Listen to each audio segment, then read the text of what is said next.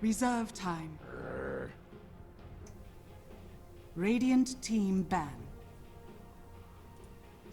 Alright everybody, welcome back to the Dota 2 Canada Cup Season 6 playoffs. We are here with our first series of the playoffs. We have Team NotToday going up against Team Infamous. Both South American squads trying to maybe even this one up or take the lead and head on out of here with a 2-0 victory. Infamous are currently up 1-0, and NotToday is looking to tie this bad boy up and bring it to that game number 3 that we're all looking for.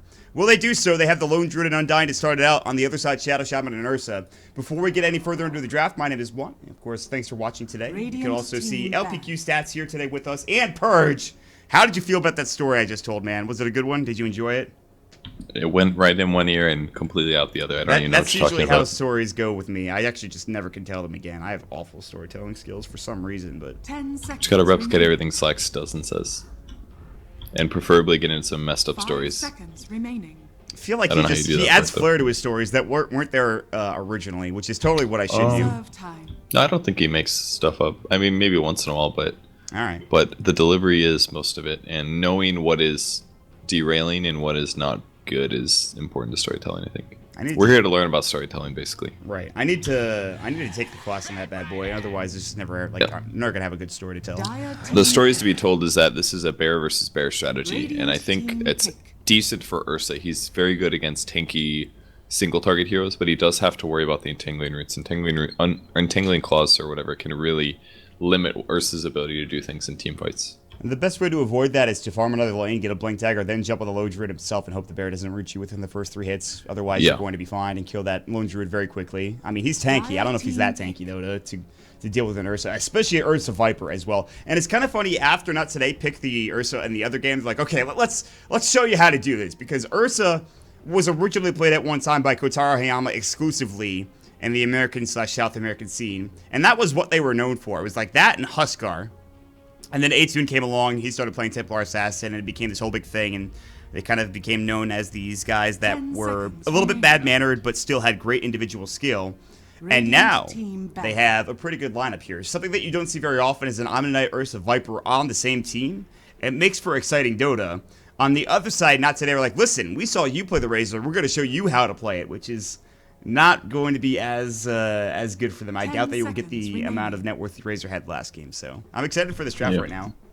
It'll be interesting. A lot of cool 1v1s. Viper versus Razor will be one, and then Razor trying to beat those heroes later in the game. Batrider is going to be grabbing heroes, and they're going to try to kill them after they lasted them out of position. It is weird to see them grab Ursa up so early, but I guess it is good against Undying, so they grab it so that they have a core that's decent against Undying in the laning stage, but with that said, they could have grabbed Gyrocopter, they could have grabbed a lot of other heroes. I feel like Ursa has more weaknesses.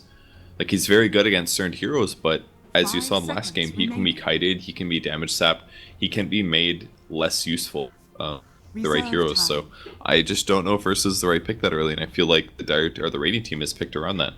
Yeah, I agree with you, and I also think that there's no reason to pick it second. Maybe it could have been banned, maybe NotToday would have picked it again. I doubt it with the performance they had last game. But I think that this hero, they just want to really show what they can do with it. They want to strut their stuff. They want to flex, if you will. To use any, freaking cliche is fine. But we'll see how it does go for them. We could be wrong. We could see this Ursa get, absolutely super far ahead and start dominating. They have an Omni-Net with it, so Ursa jumps in with an Earth Shock. He gets purified, and they throw the repel on him for good measure, and then it becomes even harder to bring him down. But there is the Batrider Lasso, as you've mentioned. There is the Razor, of course, the Static Leap, which we saw last game. Also, they have the Lone Druid and the Entangling Claws. Plus, Savage Roar is pretty good, too, when you think about it. So, yeah. It's a really good ability, yeah. If you go on somebody, you can send the bear to go send the Omni-Knight away, for example. Make him run back to his fountain rather than healing. Something like that could be really useful. But Guardian Angel is really good against the Radiant lineup. They have a lot of physical damage sources, so making everybody physical immune for a period of time could be huge for a fight. Yep. And then the Chen will come out, which will help to a certain extent with pushes, with healing, which they don't have of any right now, except for the Undying, of course, with the Soul Rip. Bounty Hunter will come through for the Dire lineup. They'll pick that bad boy up, the roaming Bounty Hunter. I mean, and you talked about this actually a little while ago, I think a day or two ago, about why we didn't see Chen as much. I think you actually talked about it maybe during the Moonduck and Chill segment, but you mentioned that Bounty Hunter was very good against Chen, and that's why people didn't pick him in the last couple of patches. But he's picked here and now, so that's kind of interesting, right? Yeah, well, I think they can definitely use it very well. I think their bounty hunter is really, really good. They often get a lot of stuff done, and they can punish you if you're making misplays. But Chen is definitely a lot stronger than he was in the previous patch, just to more camps and things like that. So they're just going for basically a push lineup on the Radiant team. They have a lot of heroes that can push. They've got a hero that can get the pickoffs, which is going to be Batrider. The downside is that that's their only way to get pickoffs. So if the game ever stagnates, or the towers stop coming, or they get behind, the Radiant team's going to have a really tough game ahead of them. Yeah, they could get an early lead, but all it's going to really take is like one team fight gone bad, and it can happen. If you have a Viper and an Omni Knight, then any damage you're taking, you're reflecting a lot. So if the fights just go a little bit bad, it can be really terrible for them. They're going to get this bounty kill. They know where they know where he is. They actually have a sentry, but they've went elsewhere. They actually are going down towards their tier 1 tower in mid lane, which is kind of interesting. If they were waiting here as if they were going to kill him when he walked up here, but the heroes they had were Undying, Chen, and Lone Druid. They're not going to kill a bounty. They have no disables. They actually have no disables. Yeah, so that's exactly what you were talking about. Also, you're like, okay, well they have Batrider, but that's it, man. That is completely true. Oh, are they going to get both D wards here? They will. Wow, that's huge. They drop the sentry. They're going to get the Observer ward next as well. Oh, they don't see it. He doesn't see it on the high ground. He just walks away. Oh, Shadow Shaman, you're sick. That's not great. Yeah, he definitely should have checked.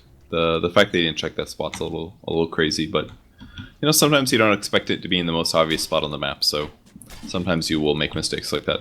Orb of Venom, and Jerry's like, you've got to be kidding me. I have 2 Tangos and a Clarity. He has not skilled up his Holy Persuasion yet, and I'm sure he will, just to get him some help, but this is a Lone Druid mid, by the way, for, I think Benjaz? I'm not sure. Interesting choice. They did this basically because the offlane hero, Razor, could easily solo him, and Lone Druid isn't really the most vulnerable 1v1 hero. He's quite survivable, actually, so it's just going to help offset and guarantee that they win their lanes. Look at this Bounty Hunter just continuing to annoy Jerry. Leeching experience, top lane, there might be some happenings here. Promise is going to get caught out. 5 sticky napalm stacks, but they actually are able to zone him out. Galaxis almost going down the Shadow Shaman, so this is a very dangerous dual offlane. The Undying Batrider lane. That's actually super frightening to think about. Yeah. DDX's Batriders are really good too. So it's definitely going to be a little scary. They've got magic wands though already on their heroes, so maybe this won't be an issue.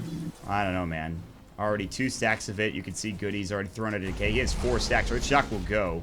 He was looking for a last hit. He might have found it. How's bottom lane going? I'm going to go ahead and Razor static link one of the heroes, which is Greedy. The other one being the Bounty Hunter is now roamed in down towards this bottom lane, trying to harass ABCD, but you look at that damage coming through. Purification was ready. They might still be able to get this kill. I'm going to go for the Purification in a second, more than likely. There they do, but do they have the damage here to bring him down? It's going to be close. The last right click, and it's going to be First Blood going the way of the Dire side. That's as close as you can get. Wow. And the Bounty Hunter will help get it done with Greedy actually getting the last hit. Yeah, the only thing Razor could have done differently there is pop a healing salve in between attacks to survive one auto attack, but it just wasn't enough. I don't think that would have even saved him, because he would have maximum healed like 1 right click, and they were right clicking twice at a time. So really rough there. Rough for the Razor. Yeah, the Razor will go down first, but still static linking in. Once this game gets a little bit further in, he gets a little bit more experience. It should be good. Good roaming gank already coming out from Jerry, who does have the Chen Creep, the Dark Troll Summoner. Galaxis is going to get caught out. There's the Ensnare, the Decay as well, and that is a dead Shadow Shaman. So good pickup there. Good roams coming through. They have a really good aggro duel / tri-lane now coming out on the Radiant side. So Omni Knight getting decent levels now, picking up level 4. He's got 2 points in degen, 2 points in purification, so that he can chase down the Razor. If the static link is on cooldown, they can definitely kill him again. His HP is decent, but not impenetrable. I think that's a good point. They kind of have to force this out, and I don't think he's going to make the mistake of just like, oh, just kidding. They're going to slow him up, so he'll actually get 35 damage. They're going to try to turn on this. I don't know if they'll dive it. They're thinking about it, clearly. If there was a creep wave under the tower, they might. Because look how much damage he took. He does have a salve still. Might have to use it pretty soon. Meanwhile, mid lane, Sangaki, the Viper, is sitting at 17 last hits to the 9 of the Lone Druid. But this gets a little bit harder, I think, later on down the road. I'm not sure, actually. Viper is very good later on as well. Bounty might die. Oh, never mind. He's okay. He broke the salve on Razor. He ran in to break the salve, and he did get it, so Razor's HP is in a really dangerous spot. Oh, they're TPing down a hero. So much for that aggro dual lane top lane, which was doing really well. They're going to say, okay, the Bat Rider's fine here on his own. He's got 500 gold in the bank. They're really kind of shutting down Promises right now. Actually, maybe not. 14 last hits. And he's going to go for this Centaur Conqueror kill. But oh, the sentry went down. They had the sentry for a half second, then it went down as they were trying to last hit this Observer Ward. How annoying. They have no sentries left in the bank. Maybe they have one for the Omni Knight. I doubt it. They don't. That's pretty easy. There's the DD on the bounty. We saw AOI use that pretty amazingly. Yeah, that's true. The qualifiers. Sentry's going to spot him out, though. I think they might be able to kill him. Purification's going to fly. He has no static link as well. This is a dead Razor. Last right click will go again for Greedy. And more kills on the Razor make it so much harder for him to lane. Jesus. Double damage on bounty is like one of the most abusive runes you can have. And they might get another kill out of this. We'll see. They just have to land that slow. They're going to get the slow here in just a moment. They're going to drop the tombstone. Look at the damage, actually. Decay. They're going to have to back up. They've got another purification. Maybe not. They've got Shuriken. It'll go. They already took down the tombstone. He's going to soar up himself. There's going to be the Janata proc as well. The slow coming through. Double decay. Keeps them up in tank. They don't have Shuriken. Now there's going to be the static link. They're going to lose the bounty hunter here, maybe. They have a Citrus Ward on the ground. They will at least get Greedy. Now the bounty backing away and keeping himself alive. So good turn, good TP. Staying alive just long enough to get some help coming up from the Radiant side.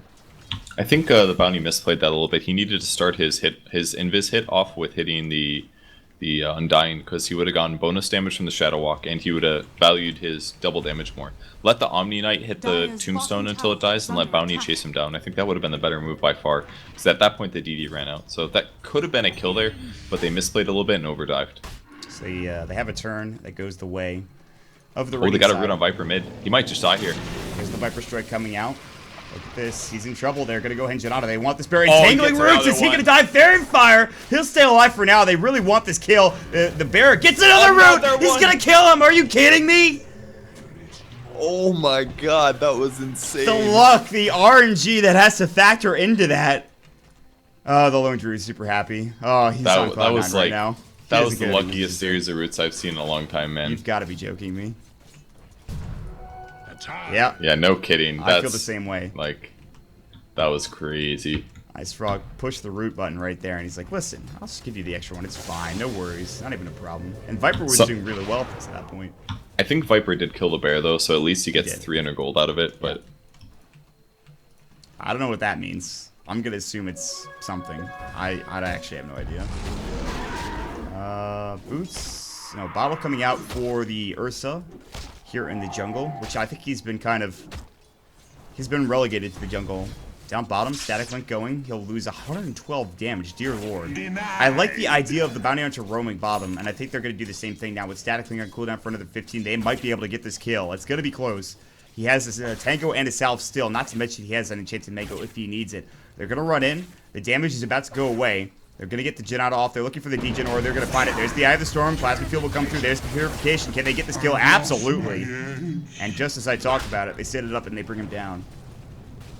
Yeah, the Razor knew the trouble was about to happen. He popped his ulti, but it was just way too much damage. That pure damage plus the slow and the Shuriken at this stage, he just can't stand up to it. Agreed. Top lane. So when Tower in trouble, here comes the Chen army. They have Tombstone. They've already dropped it down. Actually, I think they were looking for a kill on Promises, but he'll stay up and alive. He's still just farming the jungle right now. He even pulls the creep wave. They're going to go ahead and flip up, but they might set up a kill here on mid as they have a smoke coming out. There's the Shackles coming through. They need the Viper Strike. They're about to use it. There it goes. There's the Hex up as well. Looking to maybe not get entangled. They get the tower. Good Savage Roar, and he just TPs away. Like, that is such a good ability. It's actually ridiculous. Greedy looking for a purification. He'll get it. Look at that damage up on the Razor. Salve up. Can't Shuriken toss him. They don't have the mana for it. So he actually will live, and he will regen back up to close to full. Top lane, they're looking for Promises. He's going to get caught in the last of the Firefly. Penitence as well. And the damage with Penitence going through is insane. Level 1. I mean, it's 15% bonus damage. That is a lot when you think about it. Dear lord. Yeah, it's a huge amount of damage increase. For one skill point, makes a big difference. That Lone Druid though is like not just strong because of Roar, it's also because his hero is just naturally tanky. Like he took a ton of damage, and eventually it translated into the Roar happening, but he also tanked like, I don't know, 800 damage before that moment. It's just so hard to gank the mid Lone Druid once he hits 6. Yeah, he's Now up to 1 kill, 0 deaths. He's got 500 gold. What does he have on his bear? Does he have the Iron Talent? He does, and Phase as well. Not to mention the Orb of Venom. He's really doing well for himself. I don't believe he'll be going for Midas X. I imagine he just goes straight into that Radiance, but we will have to wait and see. They will find out ABCD here. He's going to jump in the Janata will fly. They have the Shuriken. They'll just get the Purification to get the kill. And that's another easy kill. So the only one not really doing well on the Radiant side is the Rage. You look at the Bat Rider. He's actually doing pretty good for himself on top of that. You look at his gold. He's got his Blink Dagger already. They're going to look for a kill here, and they're going to find Viper more than likely. Maybe not. Gotta wait for the roots. Structures On the bright side for Viper, he does have a little bit of everything in the skill build. I think they got the phase boots due to the Viper slowing him so much. If he gets a root, he dies, right? Yeah. Is he ever gonna root? Viper Strike. Okay, he's actually never gonna get a root. He doesn't want to. Alright, there it is. Okay, he is gonna get a root. There's gonna be the Savage War. They jump in. They don't even need the last, so the Firefly will bring him down. They did kill the Undying down bottom. It looks like they might kill ABCD as well, as Galaxus is now gonna get the shackles off as well. Do they have Purification? He goes down to the Eye of Storm. Oh, he might do it. Purification will go through, but he does go down. They get the Purification on the right target, and they turn. Meanwhile, mid lane, Last Promise is in trouble. He gets actually rooted again, and Rage will go. He's in trouble. He's got 17 wands next. He'll use them, but look how far they are diving for this. There's the TP in, and 25 is low, but can they bring him down? Can he deny himself? He's got Earthshock again. He'll use it onto the bear. Looking for an overpower, but he's got no movement. He can't turn. The turn radius, they're going to wrap around. They're looking for this kill onto the Bat Rider. They didn't even get the Lone Druid. He TP'd out. You've got to be kidding me. They won't find anything here. At least that's what it looks like. DX is going to get Janata, but they do not have the Omni Knight to come through with Purification. So overall, pretty good for the Radiant team. They did lose the Chen and Overdive a little bit there, but they did get the Ursa. The Ursa's been really punished this game. He doesn't have very much, 2 deaths, 54 CS. His CS is good, but his ability to farm is not amazing. He's got a lot of Earthshock levels, is more of a ganking tool. Yeah, surprisingly enough, I do want to point out there's actually a 2,000 net worth lead. 3,000 net worth lead for Infamous, which I think is coming through from the Omni and the fact that their supports are kind of underleveled. They're going to go ahead and smoke up. I'm going to try to Roche maybe. I think they want to kill more than anything else. Yeah. Or not. In terms of that stat, I think he has been very lucky mid, but when you play a 1v1 matchup mid, you're going to hit 6 faster, and you're also going to spend more time hitting an opponent. Whereas if you're playing carry versus offlane, then you're getting levels 5 slower, and you're spending less time with the offlane in lane against you. They usually poke and prod in and out more often, so I think as a whole, he has gotten lucky. Oh god, Aegis, pick up the Aegis, he'll get it. Now there's going to be the Shackle coming in. The Tombstone on the high ground, beautifully done. Jumping Lasso will find Greedy as well. Now the Shuriken toss, the Repel is up, it is on the Ursa, he's trying to go to work, he still has the Aegis. There's the Guardian Angel, can they get a couple of kills here? The Purification, they can't find anybody yet. They will get the Undying, that is it. The Tombstone still going to work. Now Razor gets caught, can they bring him down? The right click coming through, they'll get 1, they'll get 2, they will get 3. A double kill coming out, they're looking for DDX as well. The Degen Aura slow, the right click slow coming out from the Viper. This Roche was huge! Picks up 4 kills, including the Lone Druid himself. And that might have just turned the game right in their favor. Holy crap. That was a really big thing, was that Chen's not 6 yet somehow. It's because his experience gain has been limited by Bounty Hunter. The ult from Hand of God changes the game so much very often. It's mostly just because it swings the fight in your favor. You get a mech off, you pop the heal as well, and all of a sudden, a fight that should be going well for you goes bad. If they could have kept their heroes alive, they could have stuck around longer. Lone Druid would have gotten maybe some more roots, and Guardian Angel really had a huge impact as well. So, first big team fight win for the Dire team. I mean, Greedy's tanky. He has treads. He just got his Aether Lens as well. I think he would have had the Casual Cloak in his aura, or rather in his inventory. What happened is they lasted him. They tried to bring him to the high ground. Oh, hold that thought. There's a root mid. Is he going to die again from this? He's got no matter for mech. Now the Savage Roar will go. That bear is still chasing after me. He actually has to back away. As there's some support coming through. No Blink Dagger yet for the Ursa. He's going to drop the Overpower. They're going to look for the kill here. There's going to be the track up Shuriken toss as well. Purification. They bring him down. And now they're finally cooking on the Dire side. They're looking for more. Cody's going to get chased down. Earthshock will fly. Overpower's going to go as well as Solar will not save you. Double kill now with a dominating spree coming out from the Bounty Hunter. And that is yet another Tower Purge. They found their rhythm. They're going to work. Their lineup is so strong right now, they just run at them, basically. They say, oh, we're just going to run at you. It's that simple. We chase you down with Ursa. We can purify if things get a little dangerous. They've got a Viper as well to back him up if he gets in trouble. And they're going to have track. And they're going to have bounties showing up randomly. So they just run at these heroes and they kill them. And now the Radiant team's lineup doesn't look very good. They have no stuns. So unless they pick somebody off at the start of the fight, they can't stop the Dire team from sprinting after them and getting kills. Not only do they have no stuns, but there's repel as well, so any magic damage is going to be either blocked completely, or, I mean, it's not going to matter if it goes through the BKB or if it goes through the repel anyways. They're going to take down yet another tower. This, with the help of the Serpent Wars, the tier 2 is going to fall. In the past, like, 3 minutes, they've gained roughly 10,000 net worth, and they will find yet another kill onto the Chen, who gets destroyed by the Ursa. That was without Purification, by the way. Might have been with Shuriken Toss. I'm not even sure anymore. This Bounty Hunter is 3k gold. Another Shuriken Toss will go. Look at the damage it does to Goody.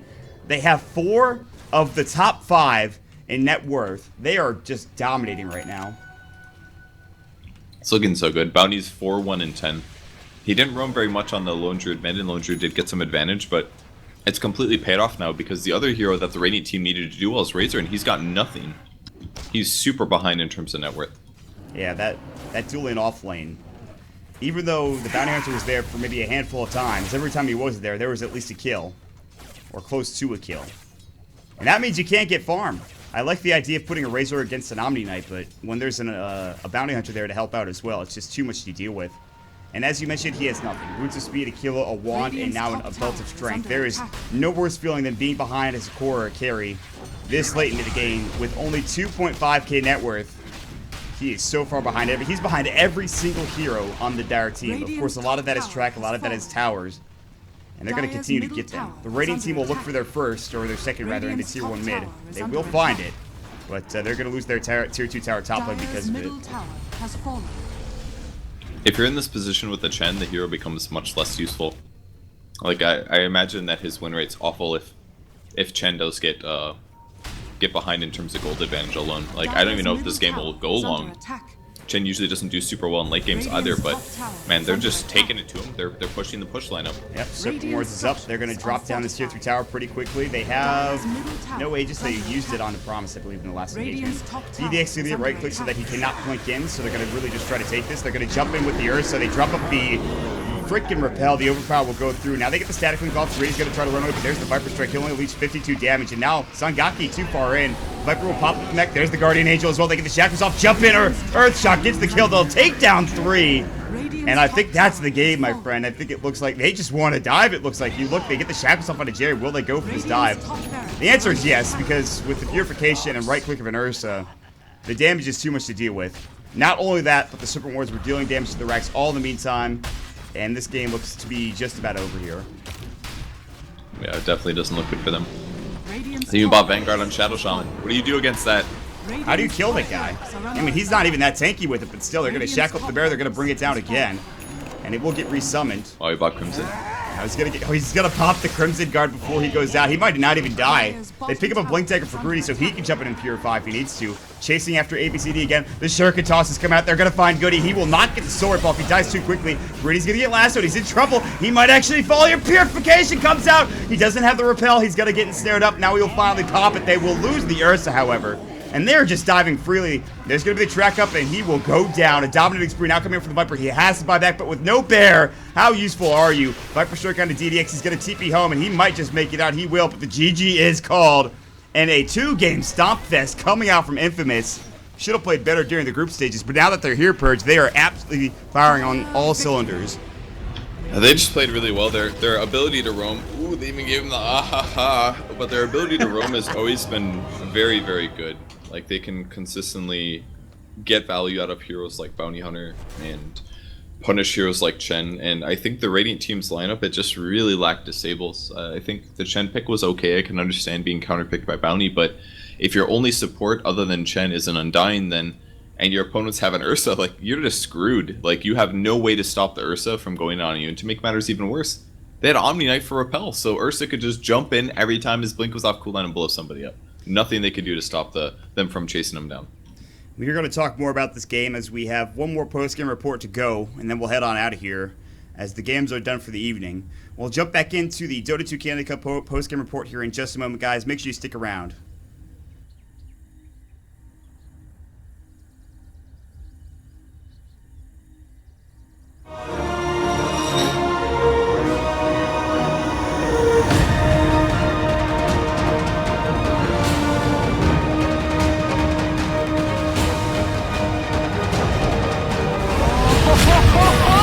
Each year with initiation, taste that last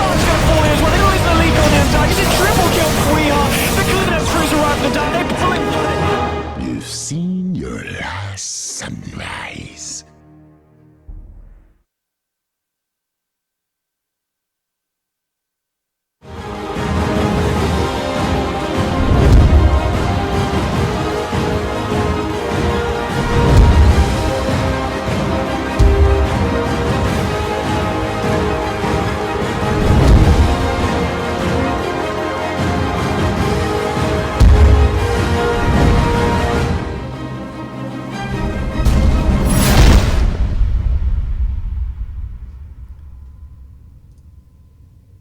All right, everybody, welcome back to the Dota 2 Canada Cup postgame report. We are here after a 2-0 victory, which was a rousing stomp going the way of none other than Team Infamous, who were not even in the playoffs in the first segment. They actually went down into Group B, and Pain Gaming was supposed to be in that spot, but they, I think, disbanded, so no Pain Gaming playoffs for them. Instead, Infamous will replace them, and boy, they came up big, Purge. I mean, they absolutely destroyed them through a couple of strategies. Even in that second game, it didn't look. It looked a little bit closer in that first part of it, but they came in on top pretty easily. Yeah, it was like reverse heroes that lost in the previous game. The previous game, Ursa looked like crap, Razor looked amazing, and then you flip it around and Ursa looks amazing and Razor looks like crap. It was kind of cool to see that change there. That was pretty impressive, nonetheless. And the Ursa did get off to a bad start, and I was kind of concerned because I knew. You look at Infamous, they're like, okay, we're the ones known to be playing the Ursa. We're going to show them how to do it. And at the beginning of the game, it didn't look that way. But as it went down, as the game kind of turned around in their favor, boy, did he crush it. So not only the Ursa, but just some really good... I think that bottom lane was pretty good as well. I mean, the offlane Omni Knight for Greedy, coupled up with the Bounty Hunter, there was nothing that Razor could do, Purge. Yeah, there really wasn't. It was just a couple small outplays. You can't really... Sentry Ward to protect a safe lane, one like solo hero. Maybe they needed to have a support in lane, do a little bit more standard laning style. But the problem is that Undying versus Omni isn't amazing anyways. So I don't know. It's just a really tough game for them and a quick 2-0 to finish the day out. All right, so let me get your thoughts because the next series we're going to see, well, the next series with this team we're going to see is between them and Elite Wolves or Archon. Now I'm going with Archon. Do you have the same thought process? Do you think Archon's going to take that best of 3 series? I think Archon is more likely to win, yes. I don't know if Fluff is still gone and requiring to stand in, but I feel like Archon is definitely a stronger team, especially considering they qualified. Like, they qualified for the Shanghai Major, and the other team didn't even get into playoff stage, I believe, right? That's correct, yeah. Yeah, so I think it's pretty clear. I think Archon is going to be able to handle losing a little bit better. They have more discipline, I feel. And whereas Infamous, is that their name? Right? That's right, yeah. So that's their new name? Okay. Infamous, I feel they're very good at what they did last game. Like, that is their strength. But I feel like against a team like Archon, they're less likely to get that kind of advantage. I think that Archon is going to be able to deal with that and diversify the strat a little bit and deal with those grab the right heroes to deal with that aggression. You think Archon's a more sound team, maybe not mechanically, but what's the word I'm looking for? Like playstyle-wise, because you see all the aggression coming up from Infamous and even Elite Wolves as well. Like all the South American teams are kind of aggressive. Maybe not Elite Wolves, but do you think Archon can deal with that pretty effectively? I think so, yes. I think they can pick the right heroes to deal with it. I know that they'll plan around it, and I'm sure they can. I'm not sure that they'll win the best of 3, but I think they have a really good shot. All right, we'll have to wait and see, as of course it is Elite Wolves versus Archon. That will be our next series. That's on the 15th. We have a day break tomorrow on the 14th. And joining me on the 15th is going to be none other than Ryu Borus. Purge, thanks so much for joining us today. And no problem. Yeah, we'll see you around soon. But of course, if you do want to follow us on Twitter, make sure you follow us at NotToday, at Purge Gamers for Purge, and at LPQ Stats for LPQ Stats, or LPQ rather. And over at moonducktv for us, and twitch.tv/moonducktv, twitter.com/moonducktv. You all get it. You all know what's happening now. If you've enjoyed also the Dota 2 Canada Cup postgame report, make sure you check out Vulcan.com for fantasy esports, and you can sign up using the promo code Canada Cup, where you can get gold and items for watching. Also check out esportgaming.com. Use the referral code Canada, I believe. There's a little button down below our channel. You can check that out as well. So we will see you all in 2 days. Tomorrow is our off day, and I hope everyone has a fantastic week. We'll see you guys soon. Take it easy, everybody.